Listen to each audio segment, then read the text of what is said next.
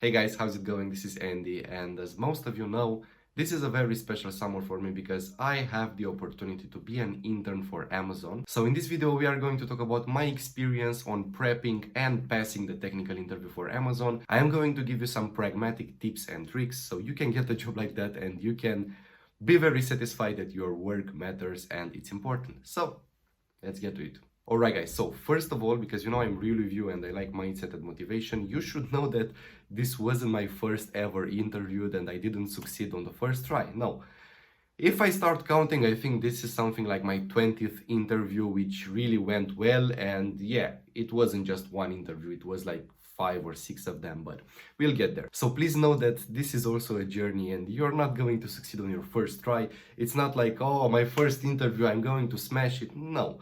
On the first interview, you're probably not going to manage to solve the problem. On the second interview, you will manage to come up with some solution. On the third one, you will manage to solve it, but maybe too late. On the fourth one, you will solve it in a good amount of time and then you won't be able to code it. In the fifth one, your code will be terrible and so on and so forth. Okay, guys, so please take this serious because, as you know, I come from a competitive programming background and coding interviews seem to be like a piece of cake compared to the problems that I solved during the Central European Olympiad in informatics and stuff like that. I was like, yeah, I'm ready. I was born ready. But I wasn't. Okay, so take your time. It's not going to be perfect your first interview, your second, your third one, but you are going to learn lessons and on the fourth one you'll be able to nail. Okay, so now that we have the right mindset, it's time to get into the two parts of nailing the Amazon interview in my case. And those are being able to solve the problem, so the thinking process of the problem, and secondly, coding the problem, right? On the first one, I was pretty prepared from the competitive programming background, but we are not going to fast forward it. I'm going to also give you advice on how to get good at this. And on the second one, I was the complete opposite. So competitive programming is indeed a blessing and a curse because yeah, you become very good at thinking about problems and solving them, but you write very poor code because you gotta be fast, you know, like code forces, Olympiads, all that stuff. You really got to write code that's fast and you write it quick. So you don't care about how it looks, you don't care about the name of the variables, you don't care about if there is a simpler or shorter way to do that, right? Okay, right, so thinking process. Done competitive programming for like 4 years, then taught it for another 3 or 4 years, so yeah.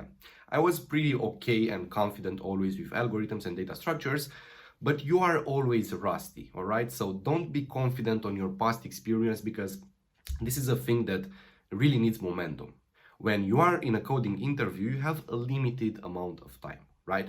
I had, for example, in my phone interview, something like 30 minutes, and then on the other technical interviews, something like 1 hour each. But the problem really needed 1 hour. Like, you really need to be on point, you need to be sharp, you can't afford to be rusty because there is no time for mistakes, right? So despite the fact that I've never actually quit problem solving, I've took 2 months to prepare hard for this, right? And hard means 4 or 5 hours a day, so it's not beast mode, not like I hadn't time to eat just to solve problems, but I took it pretty seriously. And what I did was very simple: lead code. Lead code did the trick for me and will probably do for lots of you because you have a lot of problems and you have space to practice, right? So if you already have some foundations and you're just feeling rusty or you're just wanna evolve and progress, lead code is the right place, right? Because you have the raw material, you have the problem statement, so you basically have problems to solve. The downside of lead code is that it's not beginner friendly at all. Lead code doesn't provide good solutions, lead code doesn't provide good tutorials, and if you take a look at the source codes on the comments or on the discussions section, you might be lucky to find some of them which are okay and you are going to understand the problem, but the code is messy, the ideas are messy, 99% of them. But if you are a complete beginner, of course, the shameless self-promotion, go to AlgoCademy.com because we have done a great job on providing the video tutorials, the coding tutorials, and the surprise, guys, because there's always a surprise in my videos, we have just launched our dynamic programming learning path. So if you're getting tired of solving all these dynamic programming problems, but never can come up with a solution on your own, and you're still waiting for that first problem that you are going to solve alone on dynamic programming, go to the learning path. You have got 4 free problems on us, 10 of them in total, which are going to build you the right foundation and thinking pattern. So you are going to be able to solve almost any dynamic programming problem that is going to be newly seen for you, right? So give it a try, it's all for free, and if you like it, go for a premium. Alright guys, so this was the first step, the problem solving. Lead code, AlgoCademy, Google articles, whatever you wanna do, you really need to solve problems. And you really need to take 2 months just for solving problems because again, maybe if you're good enough and you already have a foundation, you might be rusty. So you really need to practice because you are going to reinforce some patterns in your head and some neurons and some connections.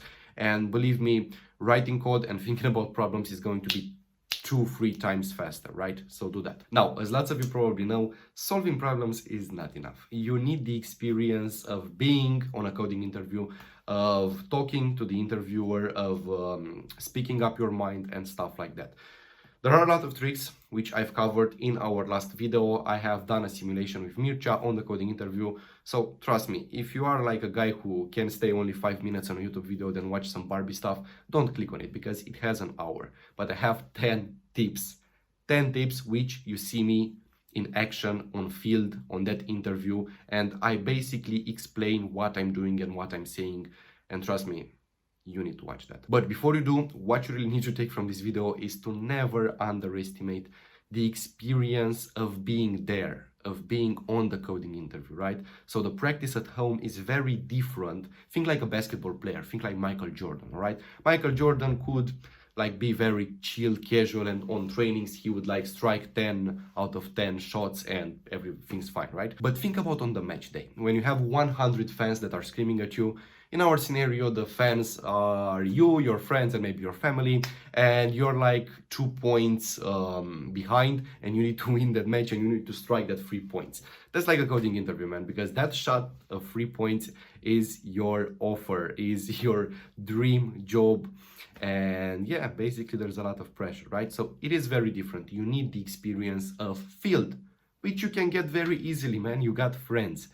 Have you seen what I've done with Mircea? Like, we are friends, he's a senior engineer, and I was like, Mircea, you know what? I'd really like to have an hour with you to solve a really cute problem. Can you find me a problem and can you like assess me on that problem and see how I do and give me advices after that?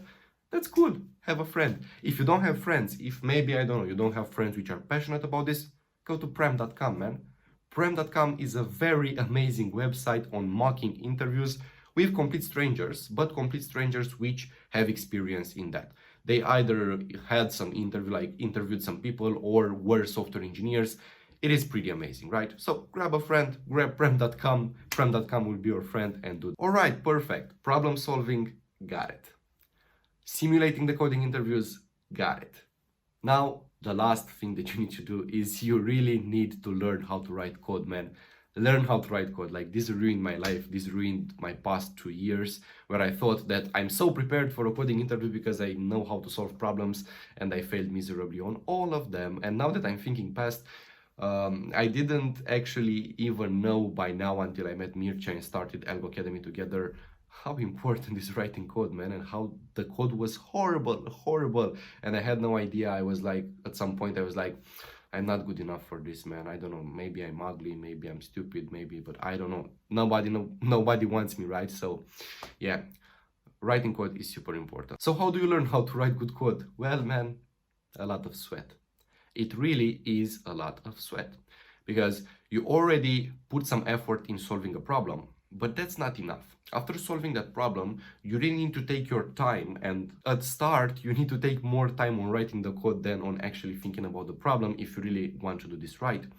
Because you are going to see that there are 2, 3, 4 ways of writing each different solutions, right? You have a lot of ways, you have a lot of tricks, you can simplify things, you can write prettier, faster, shorter code.